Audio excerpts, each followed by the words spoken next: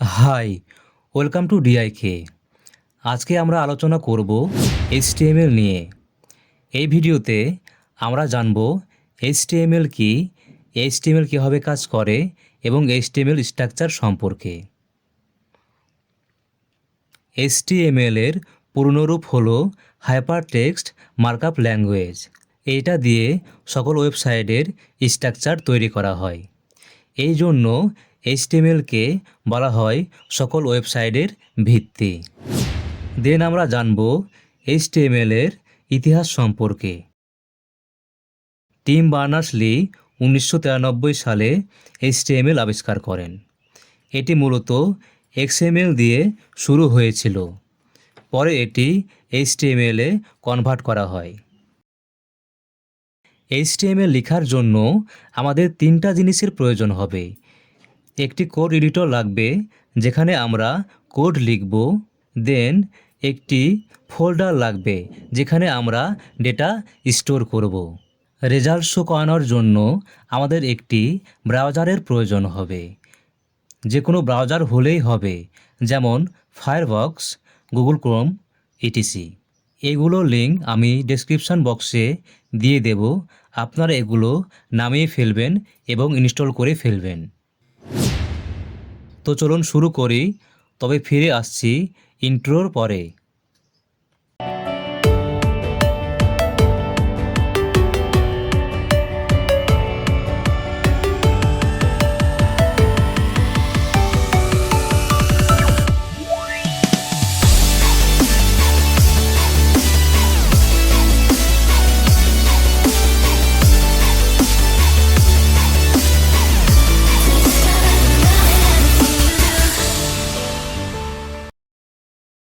Welcome back. প্রথমে আমরা একটি ফোল্ডার তৈরি করে ফেলব এবং এর একটি নাম দেব। ওকে, আমাদের ফোল্ডারের নাম দেওয়া হয়ে গেছে। এরপর আমরা কোড এডিটর ওপেন করে ফেলব। দেন ফোল্ডারটি টেনে ভিএস কোডের ওপর ছেড়ে দেব। ফোল্ডারটি এখন ভিএস কোডে ইমপ্লিমেন্ট হয়ে গেছে। এইচটিএমএল কোড লেখার জন্য প্রথমে আমাদের একটি এইচটিএমএল ফাইল তৈরি করতে হবে। এই নিউ ফাইলে আমরা ক্লিক করব। দেন ফাইলটির একটি নেম দিব, index.html। এখানে .html হচ্ছে এইচটিএমএল এর এক্সটেনশন। আমরা ফাইলের নেম যেটাই দিই না কেন, এইচটিএমএল কোড লেখার জন্য আমাদের .html এক্সটেনশন লাগবেই। আমাদের ফাইল তৈরি করা শেষ। এখন আমরা এইচটিএমএল কোড লেখা শুরু করব। প্রথমে আমরা ডক টাইপ এইচটিএমএল লিখব। এখানে ডক টাইপ এইচটিএমএল দ্বারা এইচটিএমএল এর কারেন্ট ভার্সনকে বোঝানো হয়েছে।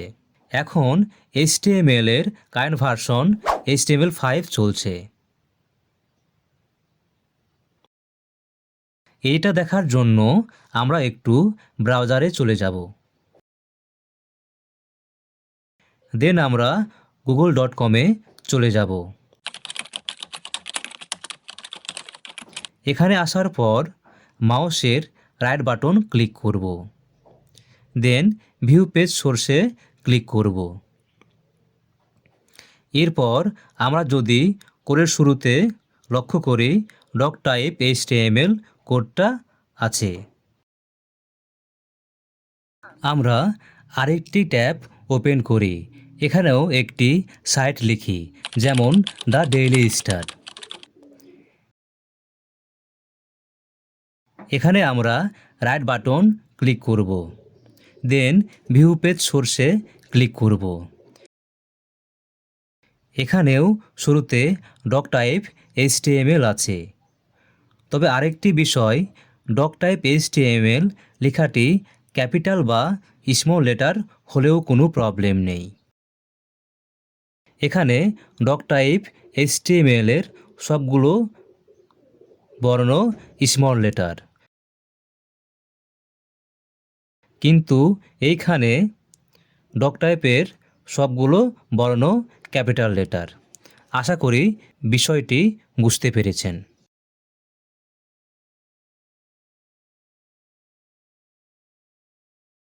এরপর আমরা HTML ট্যাগ লিখব। ওকে, প্রথমটি হচ্ছে ওপেনিং ট্যাগ।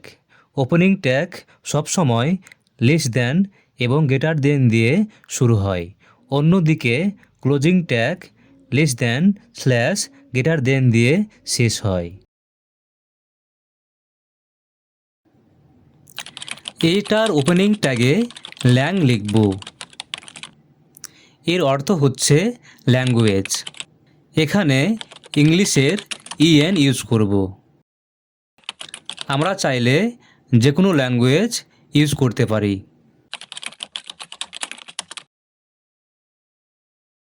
এরপর আমরা হি ট্যাগ লিখব। এটা হচ্ছে হিডের ওপেনিং ট্যাগ, এটা হচ্ছে হিডের ক্লোজিং ট্যাগ। দেন আমরা মেটা ট্যাগ নেব। এইটা একটা সিঙ্গেল ট্যাগ। HTML ট্যাগগুলো সিঙ্গেল এবং ডাবল ট্যাগ দুটোই হতে পারে। দেন আমরা লিখব ক্যারেক্টার সেট UTF-8। কম্পিউটার যেহেতু বাইনারি পদ্ধতিতে বোঝে, UTF-8 ল্যাঙ্গুয়েজগুলোকে ইনকোডিং করে এবং কম্পিউটারকে বোঝাতে সাহায্য করে। দেন আমরা লিখব মেটা ভিউপোর্ট। এই ভিউপোর্টের কাজ হচ্ছে একটি ওয়েবসাইট কেমন দেখাবে সেই সকল তথ্য সেট করে। যেমন একটি ওয়েবসাইটের দৈর্ঘ্য, প্রস্থ এবং স্কেলিং থাকে। এরপর আমরা হিডের ভিতরে টাইটেল ট্যাগ নিব। এই টাইটেল ট্যাগ দ্বারা একটি ওয়েবসাইটের টাইটেল রেফার করে। যেমন টাইটেল ট্যাগের ভিতরে একটি টাইটেল লিখব।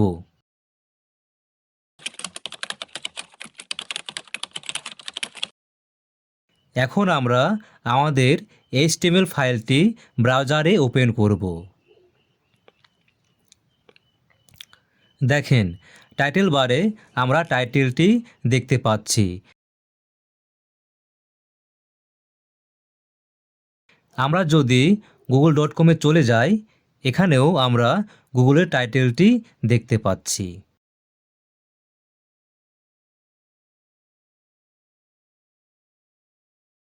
এইটার জন্যই কিন্তু টাইটেল ট্যাগটি ইউজ করা হয়। VS কোড এবং ব্রাউজার পাশাপাশি করে নেব, যেন আমাদের রেজাল্টগুলো দেখতে সুবিধা হয়। এরপর আমরা বডি ট্যাগ লিখব। এই বডি ট্যাগের মাঝখানে আমাদের সমস্ত ওয়েব স্ট্রাকচার তৈরি করতে হবে। এক কথায় এখানে আমরা যা লিখব সেগুলোই ওয়েবসাইটে দেখতে পাবো। HTML-এ মোট 6টি হেডিং ট্যাগ রয়েছে। সেইগুলো হলো H1, H2, H3, H4, H5 এবং H6। এখানে H1-এর ফন্ট সাইজ সবচেয়ে বড় এবং H6-এর ফন্ট সাইজ সবচেয়ে ছোট। আমরা এখানে টেক্সট দিই, দিস ইজ হেডিং 1।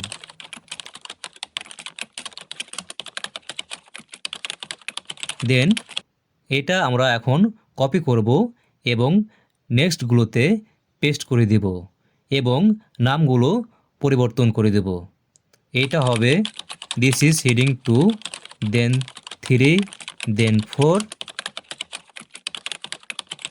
দেন 5, দেন 6। এই কোডগুলো আমরা সেভ করে ফেলব। দেন আমরা ব্রাউজার রিফ্রেশ করব। আমাদের রেজাল্টগুলো চলে আসছে। এখানে H1 সবচেয়ে বড় এবং নেক্সটগুলো ক্রমান্বয়ে ফন্ট সাইজ ছোট হয়ে গেছে। এখানে আমরা কমেন্ট আউট করে দিই।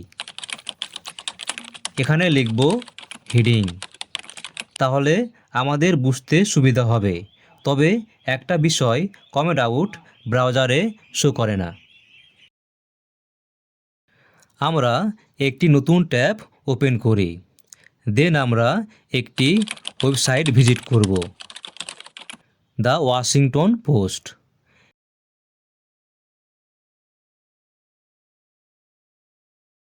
দেন আমরা আরেকটি ট্যাব ওপেন করে ফেলব এবং আরেকটি সাইট ভিজিট করব, সেইটি হচ্ছে আল জাজিরা।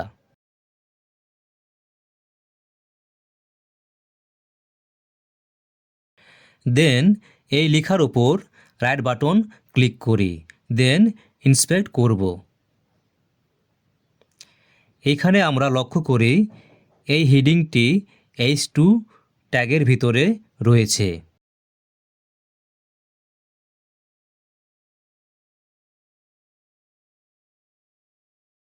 আমরা আল জাজিরা পোস্টের হেডিং ইন্সপেক্ট করি। এখানে হেডিংটি H3 ট্যাগের ভিতরে রয়েছে। এভাবে সব হেডিংগুলোই কোনো না কোনো হেডিং ট্যাগের ভিতরে রয়েছে। আশা করি বিষয়গুলো বুঝতে পেরেছেন। আসলে হেডিং ট্যাগগুলো এভাবেই ইউজ করা হয়।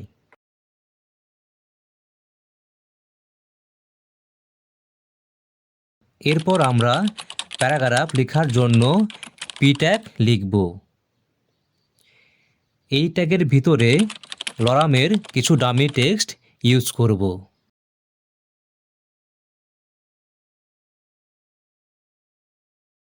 এরপর আমরা ব্রাউজার রিফ্রেশ করব।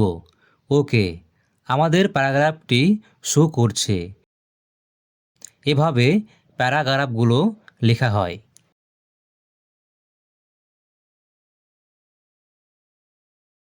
আমরা একটু ব্রাউজারে চলে যাই, দেন হেডিংয়ের পরে যে লেখাটি রয়েছে সেইটাকে ইন্সপেক্ট করি। এখন আমরা একটু লক্ষ্য করি এই প্যারাগ্রাফটি পি ট্যাগের ভিতরে রয়েছে।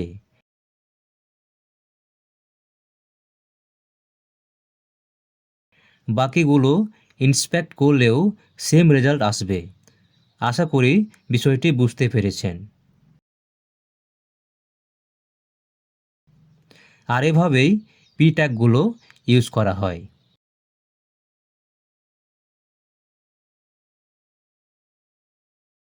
এই প্যারাগ্রাফটিকে আমরা কমেন্ট আউট করে দেব, তাহলে আমাদের বুঝতে সুবিধা হবে।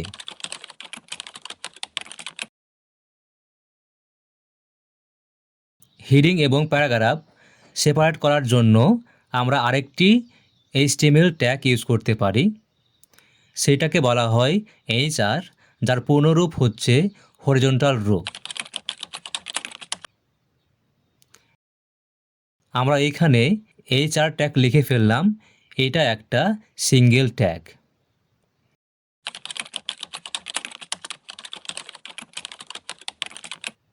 এখন যদি আমরা ব্রাউজার রিফ্রেশ করি, দেন আমরা দেখতে পাচ্ছি হেডিং এবং প্যারাগ্রাফ সম্পূর্ণ সেপারেট হয়ে গেছে। এটাই ছিল আমাদের HTML এর বেসিক স্ট্রাকচার। আশা করি নেক্সট ভিডিওতে দেখা হবে নতুন কোনো টপিক নিয়ে। নতুন নতুন আপডেট পেতে আমাদের চ্যানেলটি সাবস্ক্রাইব করুন এবং বেল আইকন প্রেস করুন।